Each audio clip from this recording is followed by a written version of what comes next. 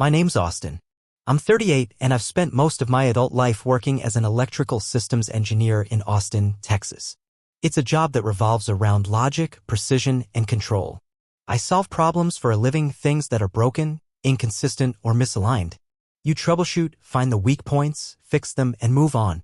For a long time, I thought relationships worked the same way. If something was wrong, you just found the glitch and patched it up. Maybe that's naive, but when you've been with someone for almost a decade, you start to assume the system's solid, that it's been tested enough to trust. Madison and I had been married 9 years and change. We weren't a flashy couple. There were no wild vacations or Instagram-worthy anniversary trips. Just good, steady love. The kind that looked like drinking coffee in the morning without speaking, but still feeling connected. It looked like Saturday grocery runs, a shared playlist on road trips, folding laundry while joking about each other's terrible folding techniques. It looked like a home, a real one, built brick by brick with trust and time. I thought we were good. Maybe even better than good. Our house in North Austin had a wraparound porch I built with my dad. Madison always kept flower pots on the steps, and in spring, the bees would come in waves. We had a routine that felt effortless. She'd cook on weekdays, I'd take the grill on weekends. We'd sit on the patio in lawn chairs, pass a drink back and forth, and let the dog sniff at the fence line while the sun went down. It wasn't perfect, but it was home. The cracks started to show on a day I wasn't even supposed to be there. It was a Thursday, nothing special. Madison texted that morning saying she had a long day ahead, big meeting with clients. I decided on a whim to surprise her by picking her up after work. It was a small gesture, maybe even corny, but I figured she'd appreciate it. I even left work a little early, grabbed her favorite cold brew on the way, and parked outside her downtown office building just before 5:30. I waited, watching employees trickle out in little clusters, chatting, typing into their phones. I didn't see Madison right away. I checked the clock, tapped the coffee lid, opened the window halfway. Then I saw her. She was stepping out of the revolving doors, walking next to a man in a navy blazer. I recognized him instantly. Derek. Her boss. I'd only met him once, briefly, at the company Christmas party the year before. He was one of those guys who always looked like they just stepped out of a high-end haircut appointment. Confident. Too confident. Madison said he was divorced, no kids, a workaholic. They were laughing. Her whole face lit up, cheeks lifted, head tilted slightly back, her hand brushing her hair behind her ear. I hadn't seen her laugh like that with me in a while. A real laugh. Not a polite chuckle or an aha while scrolling her phone. A genuine, weightless laugh. He said something that made her pause, then she nodded. He gestured to the curb where a black Audi R8 was parked, sleek and spotless. Then he opened the passenger door for her. She didn't hesitate. She stepped in like she'd done it 100 times before. I sat there frozen, still holding her coffee, still smiling like an idiot, expecting her to walk up to my car any second. I didn't move. I didn't honk. I didn't even think to call her. I just watched as Derek walked around to the driver's side, got in, and pulled away. The street light above me flickered. I sat there another 5 minutes, replaying the scene in my head. Had she seen me? No. She hadn't looked around. She was too wrapped up in the moment. Or maybe too used to that routine to even think about it. My hand was still around the cold brew. I looked at it and felt a weird stab of embarrassment, like I'd brought flowers to a party I wasn't invited to. She texted later that night like nothing had happened. Crazy storm today. Took a ride home with Derek. Traffic was insane. Love you, see you soon, yellow heart. That was it. No mention of me being outside. No question about why I hadn't called. Just, normal. And the worst part? I responded like nothing was wrong. Glad you got home safe. Let's do Thai tonight. She said yes. We ate on the couch, watching a rerun of the Goonies, and she rested her head on my shoulder like everything was fine. But something inside me had shifted. A slow, creeping unease settled in my chest. I couldn't explain it at first. I mean, logically, it could have been innocent. They worked together. Maybe his car was the only one around. Maybe it was raining. Maybe it was all exactly what she said it was. But my gut said otherwise. And I've learned to trust my gut. It's the same instinct that's helped me dodge catastrophic failures in wiring panels and disaster-level mistakes in the field. You get used to that sixth sense when something's off, even if it doesn't show up on the readout yet. That night, she went to bed early. Said she was exhausted. I stayed on the couch long after the credits rolled, staring at the ceiling fan, listening to it creak with each rotation. It wasn't the car ride that rattled me. It was her face. That laugh. That light in her eyes. The way her body leaned slightly toward him as they stood talking. I used to be that guy. Something about seeing her with him made me feel like a stranger in my own life. Like I'd stumbled into a movie I wasn't cast in. It didn't feel like jealousy, not exactly. It felt like misalignment. Like a loose wire just waiting to arc. Still, I didn't say anything. Not then. I told myself not to jump to conclusions. That we were strong. That Madison wouldn't betray me like that. That the foundation we'd built over 10 years was too solid to be shaken by a moment of bad timing and a fancy car. But even so, something had shifted. I could feel it in the way she hugged me that night, a second too quick, a kiss that didn't land quite right. I didn't know it yet, but that ordinary Thursday would become the first loose screw in the machine. And when machines start falling apart, they don't explode immediately. They hiss, grind, and stutter, slowly breaking down, piece by piece. That was the night I realized I might not know my wife at all. After that night, something shifted in me. It wasn't panic. Not yet. More like the quiet hum of doubt in the background, like a noise you can't unhear once you notice it. I didn't accuse Madison. I didn't bring it up. But I started noticing things. At first, they were small.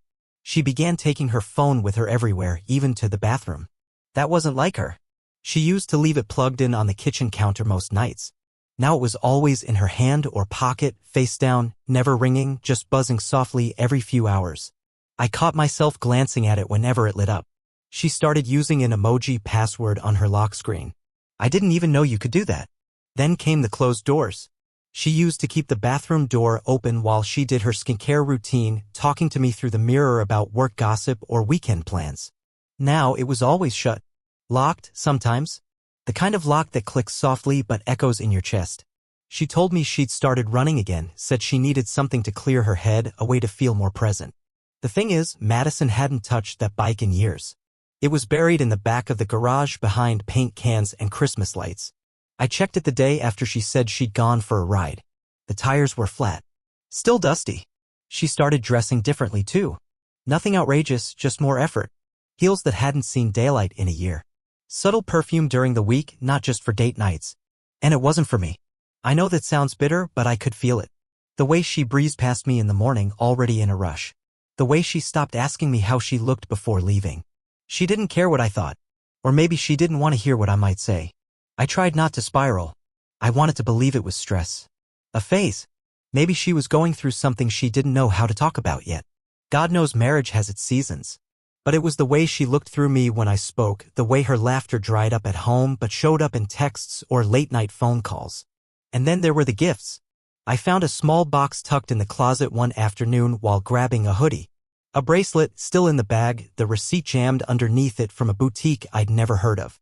I asked her about it that evening. Oh, that, she said, eyes flicking just a little too fast. It's for Candace's birthday. I just haven't wrapped it yet. Candace's birthday was in September. This was April. That night, I couldn't sleep.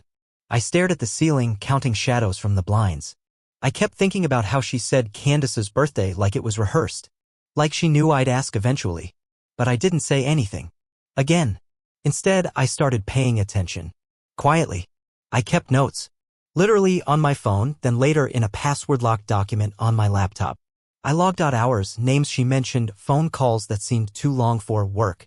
Not because I wanted to catch her. But because I needed to know if I was going crazy. One night, I came down for a glass of water around 11 p.m. and heard her talking in the office. I paused at the hallway. Her voice was low, muffled behind the half-closed door. He's getting suspicious, she whispered. Then silence. No. I'll handle it. Handle what? She laughed softly after that, the kind of laugh that used to be ours private in asterisk mate. Like a shared joke in a crowd. I stood there in the dark for a full minute holding my breath. I didn't go in. Didn't confront. I just backed away, barefoot, heartbeat in my throat, and stood in the kitchen until the fridge motor kicked on and broke the silence. That was the night everything shifted for real. Because it wasn't just doubt anymore, it was confirmation. Something was happening. I didn't know what or how far it had gone, but I knew it had roots. And I knew it was growing. I started digging quietly. Not like a spy. More like someone afraid to see what they already knew was there. I checked our joint bank account every morning. Little charges started showing up, $18 at a juice bar we never went to. $42 at a boutique cafe. A charge at a downtown bookstore Madison hadn't mentioned visiting. Most of it could be explained away, but not all of it. The story didn't add up. Even her best friend slipped once. We were all out at a backyard barbecue a few weeks later, and Madison had gone inside to grab drinks. Her friend Jenna turned to me and said, "Man, that spin class is doing wonders for Maddie, huh? She's glowing lately." I blinked. Spin class? Oh, Jenna caught herself, looking suddenly like she regretted saying anything. "I thought she told you. She started doing early sessions before work. Just a couple times a week." No, she hadn't. Later that night, I asked Madison about it. Casually, like I'd forgotten something. Jenna mentioned spin class. "You've been doing that?" She paused for a fraction of a second too long, then smiled.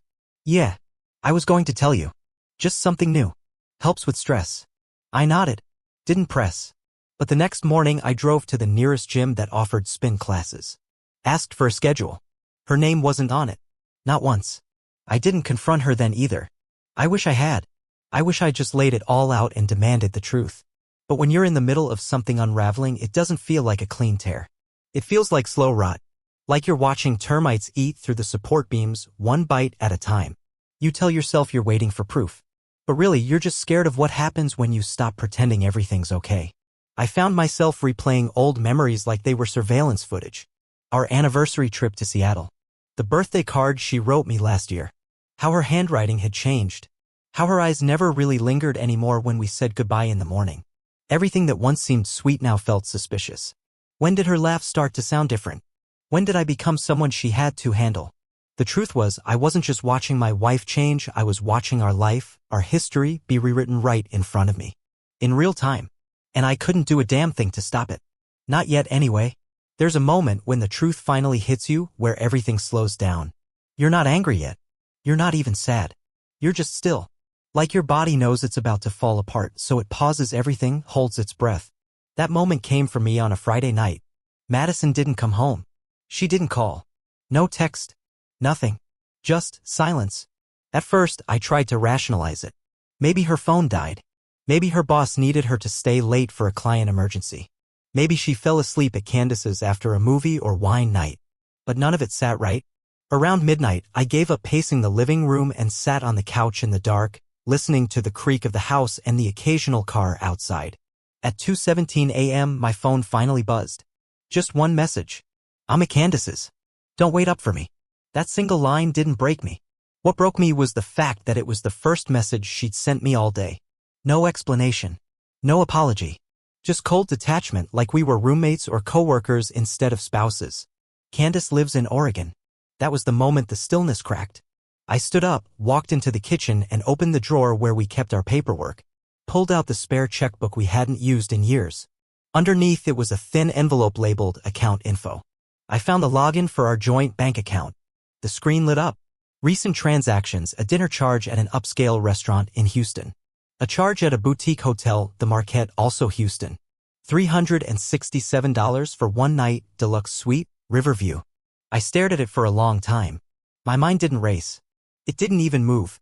I just sat there, blinking at the screen, feeling everything I'd been trying to suppress finally surface. Then, like an idiot, I opened our shared cloud photo storage. Don't ask me why. Some part of me maybe still hoped there'd be a logical answer. Maybe she took a picture with Candace. Maybe she was telling the truth in some strange, distorted way. But there it was. A new photo uploaded. Not hidden. Not encrypted. Just there. Madison in a Berg asterisk and Y dress I'd never seen before. Hairstyled in soft curls, makeup more dramatic than usual. Her smile was subtle, the kind she gave when she wanted to seem effortless. And standing behind her, one hand casually on her waist, was Derek. Same blazer. Same smug expression. His face tilted toward hers in that way people do when they know exactly where they stand. The timestamp on the photo matched the hotel charge. I sat back in the chair, the air leaving my lungs like I'd been ***punched. I didn't scream. I didn't throw anything. That part comes later. At first, it's just numbness. A dull, slow realization that the person you built your world around has been living another life without you. I don't know how long I sat there. At some point, I got up, walked into her bedroom, and looked around. The comforter we picked out together. Her hair tie on the nightstand. A half-read novel on her pillow. I opened the closet and looked at her clothes, hung up in careful rows, still smelling like her. And then I did the only thing that made sense. I started packing. Not her things. Mine. I pulled a duffel from under the bed and tossed in a few pairs of jeans, shirts, socks, essentials. grabbed my toiletries, my laptop, left my wedding ring in the tray by the sink, took one last look around and walked out without leaving a note. Without sending a text. She chose silence first. I was just matching it. I drove all night. Didn't have a destination. I passed San Marcos. Then New Braunfels. Eventually, I ended up in San Antonio and checked into a cheap hotel. The kind with thin walls and loud ice machines. I laid on the bed and stared at the ceiling, letting the reality wash over me in pieces. She lied. She lied so easily, so repeatedly, that I started to wonder how long she'd been capable of it. Was it just Derek? Or had there been others? Had she been slipping away for months and I was too blind, too trusting, too routine to see it? I hated that I still loved her. I hated that I could still picture her laugh, the way she danced barefoot in the kitchen when she cooked, or how she always double-knotted her sneakers and tied mine without asking whenever we went hiking. Those memories felt like we *P***NS now, each one a twist of the knife. Over the next few days, I ghosted her. I turned off notifications, changed my email password, booked a month-to-month apartment on the edge of town. It was furnished barely. Just enough to keep me from feeling like a squatter. She called, of course. Dozens of times. Left voicemails. Please talk to me. Austin, I made a mistake. Just, please, we can fix this. You're overreacting. Let's talk. You don't understand the whole story. I didn't want to understand her story. I wasn't interested in her justifications, her motives, her explanations of how I wasn't present or how work blurred into personal life or how she didn't mean for this to happen. I didn't want a play-by-play of how I slowly became invisible to her while someone else became her confidant, her excitement, her emotional affair turned physical escape. I'd spent years being the reliable one. The builder. The listener. The planner. The one who made sure the tires were rotated and the bills were paid and the gas tank was full before road trips. I wasn't perfect, but I never stopped showing up. And now I realized that had become part of the problem. She didn't want someone who showed up. She wanted someone who swept in. Who stirred chaos. Who cracked the predictability she claimed to love but secretly resented. I could have handled her leaving me. But cheating? Lying? Making me the fool? That kind of betrayal doesn't just hurt, it erodes. It reaches backward and poisons the memories too, making you question what was ever real. After about 2 weeks, I got a final voicemail. I'm sorry, Austin. I know you won't call back. I know I don't deserve forgiveness. I never thought it would end like this. Neither did I. But here we were. Grief isn't always loud. Sometimes it's quiet like a hotel hallway at 3 a.m., quiet like brushing your teeth in silence because no one's there to talk to you from the doorway. That's the kind of grief that settled into my chest after I left. I didn't answer Madison's calls. I didn't reply to her texts. I didn't block her either. I wasn't angry in the way people expect. I wasn't throwing plates or screaming into the void. I was just done. Like someone had flipped a switch. Like I had been unplugged from a life I thought was mine and now I was floating in the dark. I signed a short lease on a second-floor apartment in San Antonio in a beige building surrounded by cracked sidewalks and chain-link fences. The neighbors were quiet. I liked that. No one knew me here. I could be just some guy with a duffel bag and a coffee habit. No questions. No history. The space was barely furnished. Couch, table, bed. It reminded me of college housing, but worse somehow because this wasn't freedom, it was retreat. Every time I stepped into the apartment, it echoed. My voice bounced off the walls like a stranger. I tried to keep my mind occupied. I dove into work. Spent hours rebuilding designs that didn't need rebuilding just so I had something to click. The office let me work remotely, which helped. I went to the gym at night, headphones in, pretending the weight of the barbell could distract me from the other weight I carried around all day. It couldn't. But it helped in small doses. What I didn't expect was how lonely it would be after the anger wore off. There's this weird space between heartbreak and healing where you don't cry anymore, but you're not okay either. You just go through the motions. You eat because you're supposed to. You sleep because your body eventually gives up. You answer texts from coworkers and pretend to care about deadlines. But behind every task, every smile, there's this steady hum of emptiness. A background noise that never really goes away. That's where I lived for a while. I thought I'd feel liberated, that walking away from someone who broke me would feel like taking control. And in some ways it did. But the loss was deeper than just her. It was the loss of my role. My identity. I wasn't Madison's husband anymore. I wasn't half of something. I was just me. And truthfully, I didn't know who that was anymore. There were nights where I'd be sitting on the couch, staring at the wall, and I'd think about the dumbest things. The way she used to make popcorn with too much butter. How she always corrected the lyrics to that one Fleetwood Mac song I always got wrong. How she laughed at her own jokes before finishing them. Those were the things that K** led me, not the betrayal itself, but the parts of her that still lived in my memory like nothing had happened. Sometimes I'd catch myself reaching for my phone to text her something stupid and mundane like, "Did you see that guy on the news who built a toaster out of Legos?" And then I'd remember. She didn't exist in that version of my life anymore. She existed in a different reality now, one where she chose someone else. One where I was a footnote. That hurt more than I expected. And then came the guilt. Not toward her, never again, but toward myself. Guilt for not noticing sooner. For missing the signs. For giving her the benefit of the doubt when my gut was screaming otherwise. I'd replay moments, conversations, details that now made sense in hindsight, and I'd get this tight feeling in my throat like I'd swallowed something sharp. There was a morning I remember it exactly. It was raining, soft and steady. I was sitting by the window with coffee, staring at the water running down the glass when I felt it, that realization that the person I'd built a life with had been slipping away long before she physically left. I just hadn't been willing to see it. Because love makes you blind. Or maybe just hopeful. And hope is a dangerous thing when it's not mutual. I tried dating again. Once. It was a casual setup through a coworker. Her name was Vanessa. She was kind, smart, and incredibly patient. We grabbed dinner at this Mexican place near the Riverwalk. She wore a leather jacket and talked about city planning like it was a superhero origin story. I liked her. But halfway through her drinks, she laughed at something I said, and for a second, just a second, I saw Madison's laugh in her face.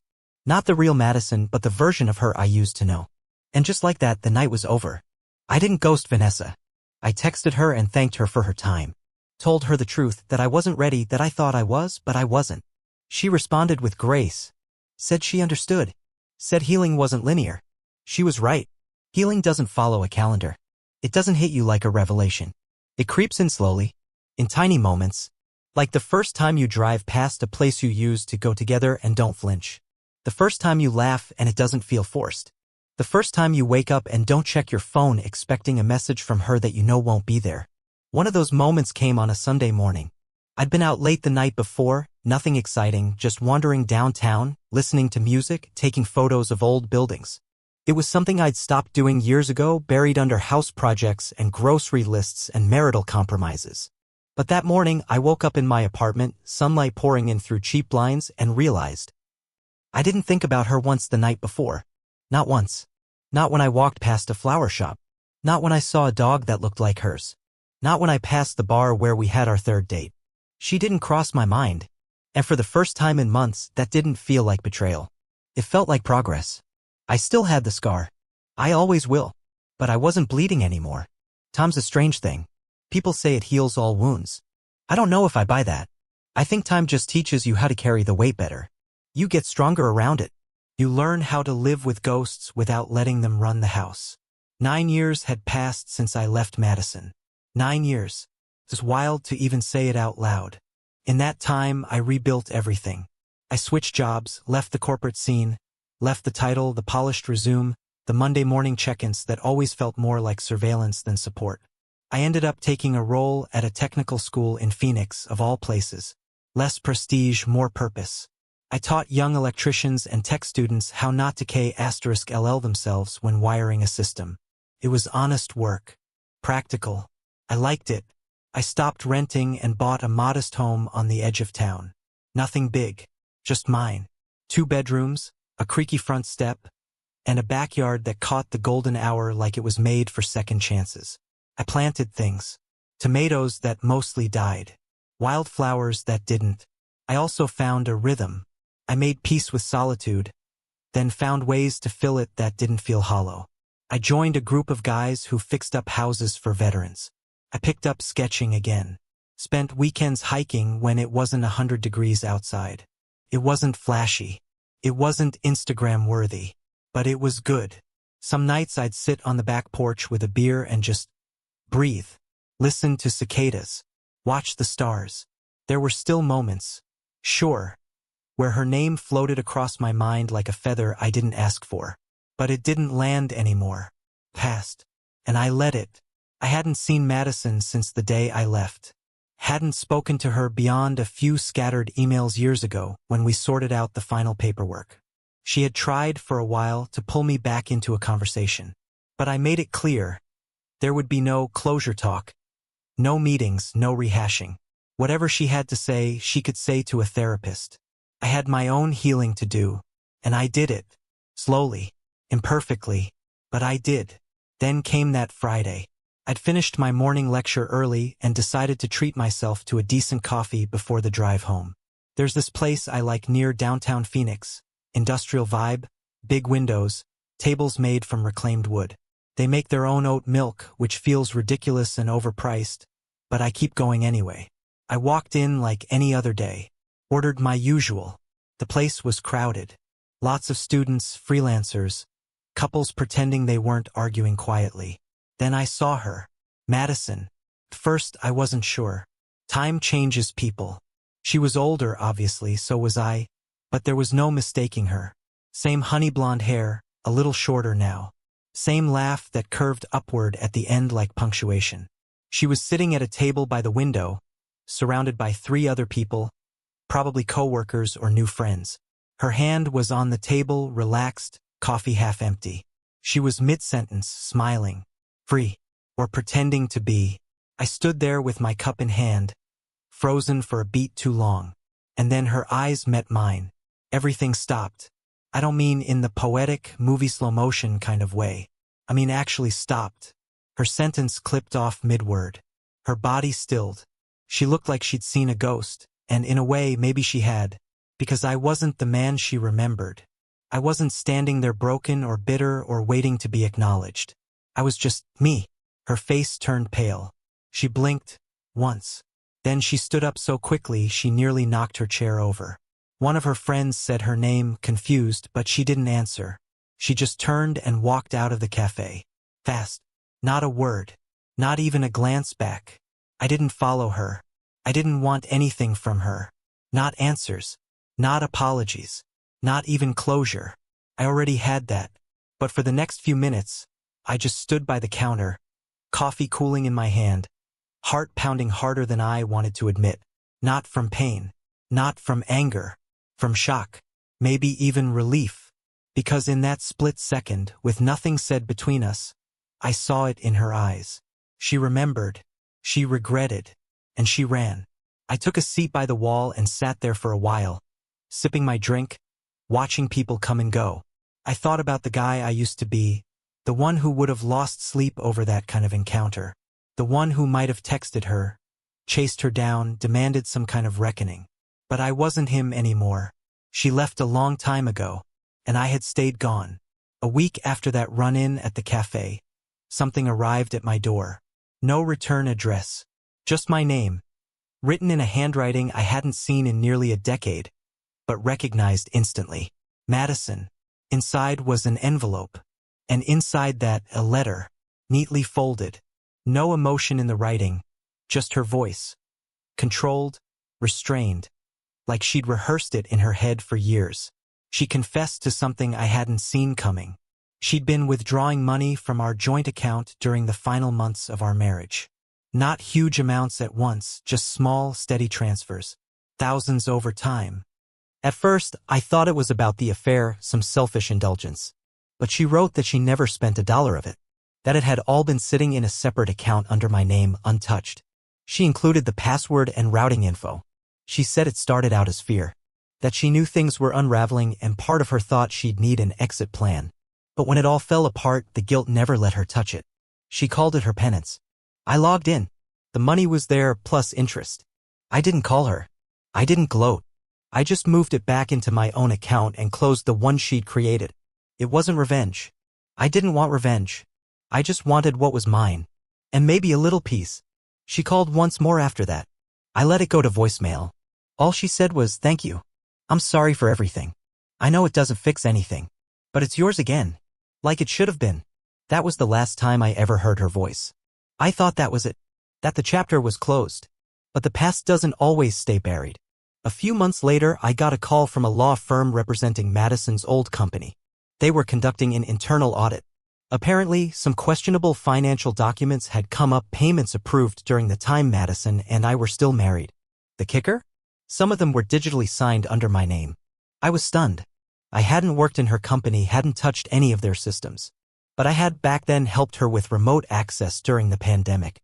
I'd set up her VPN, her laptop. I'd used my credentials once to fix a glitch and apparently she never revoked them. It could have ruined me. The firm wanted answers. Fast. I told them the truth, I had nothing to do with it. They asked for proof. I didn't have any. Madison did.